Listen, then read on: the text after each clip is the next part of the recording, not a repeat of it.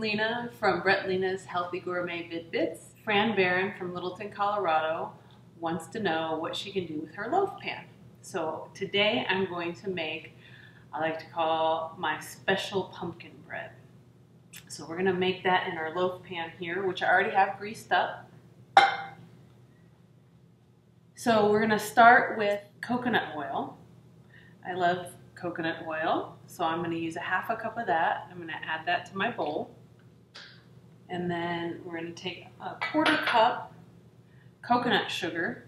You can use any sugar you like. I'm gonna use coconut sugar, I just like the flavor of it. And it's a little bit more natural. And that's what I like about this recipe. It's not as, shall we say, unhealthy. We'll call it the healthier pumpkin bread. So next we're gonna add 3 tablespoons of real maple syrup. We add this just to add a little sweetness to our recipe. Okay, then we're gonna add our pumpkin puree. Now, I used canned. It's not the time of season for the pumpkins, so if you have some fresh pumpkins, definitely cook those up in your cookware and then use that puree. But I just use canned. I'm using 1 cup of pumpkin puree. And the nice thing is you can also use butternut squash. I've made butternut squash pies and pumpkin pies, and honestly, they all have the same seasonings. To me, they taste very similar. So, but today we're going to use pumpkin. And then we're going to use dates. Dates are another thing that you can use as a sweetener. Now, you're going to ask me, why are we still using the sugar and maple syrup? It's because dates, they don't make it sweet enough for most people's palates. So, but they do add sweetness and consistency too. So I'm going to put these in my blender. Now, I soak these for about 2 hours. And I suggest soaking these for at least 2 hours. If you're in a hurry, you forgot, you can cheat. You can use hot water, just tap water hot as you can get your tap water. Put the water on the dates and let it sit for about 15 minutes. If they don't seem soft enough, which you'll see the skins are starting to kind of peel off, then add more hot water and let it sit for another 15 minutes. Okay, so just add those into your blender here, and then just turn the blender on, blend those up until they're nice and smooth.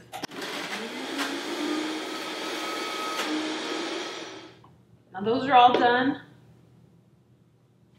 Now be careful, if you don't have a high power blender, the dates can get really thick and they can blow out your motor.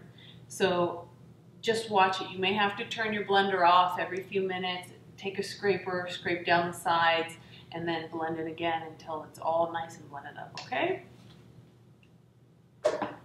So now we're gonna take 1 cup of date puree and add that to our bowl. See, it's like a nice consistency. So again, you're adding flavor. You're also adding a lot of nutrients. There's calcium, there's iron in dates. Dates are really beneficial to your health. All right, so we have our date puree in here. Next, I'm gonna add 2 eggs. Just 2 large eggs is fine. Crack the whole thing in there. Add the other one. So I added all my spices together in the same bowl here. We have half a teaspoon of cloves, nutmeg, allspice, 1 teaspoon of cinnamon, and then half a teaspoon of ginger. I love to use freshly grated ginger. It gives a nice flavor, an extra little kick to whatever you're using in this bread. It's wonderful. So I used a freshly grated ginger and stuck that in there with them. Okay, so we're just gonna put all this right in the bowl here. Now we're gonna just mix this all together.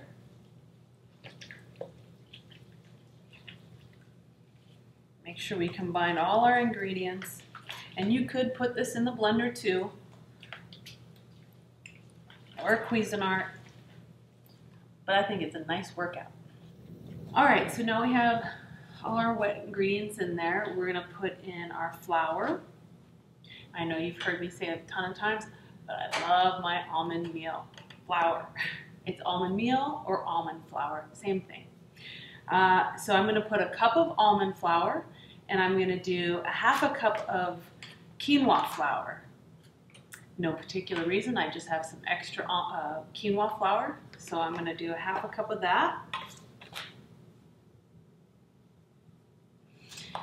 And then I'm gonna do 1 cup of my almond flour.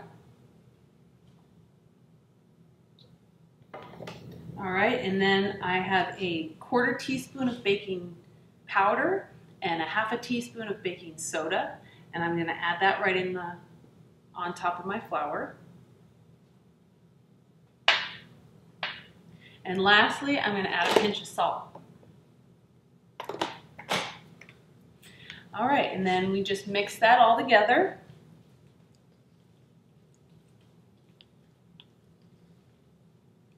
All right, after you've made sure that all your dry ingredients are all mixed in, you want to take your loaf pan. Now I've already preheated my oven to 375, and I've also greased my loaf pan already as well. I used butter today, but you can also use coconut oil. I love coconut oil. I use that a lot. It's a great alternative.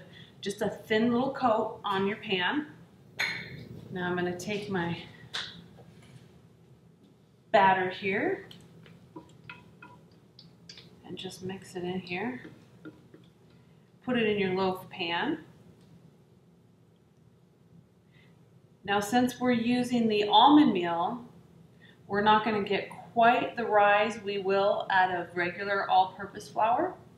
So just keep that in mind. If you want a little bit more of a loaf, a little higher loaf, you can maybe double your recipe next time. But this is perfect for us. So just spread that out evenly. All right, there we go. And now you're ready to pop it in the oven.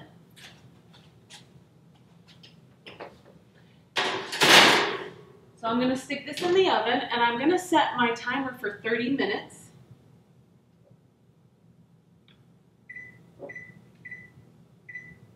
And I like to do 30 minutes because if somebody is at a higher altitude, things like that, that will affect your baking.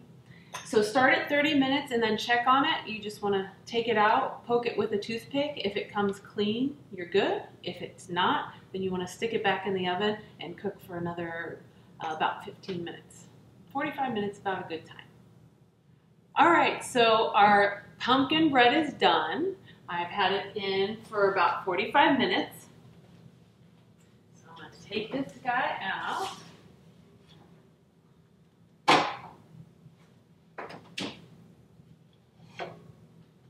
And that is done.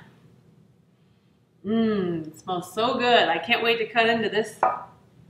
So slice it up, put a little homemade whipped cream on it, some fruit, or eat it just as it is. Well, thank you for joining me with Brett and Lena's Healthy Gourmet Bidbits. If you have any questions, please send them to us and we'd be sure to get them out to you. See you next time.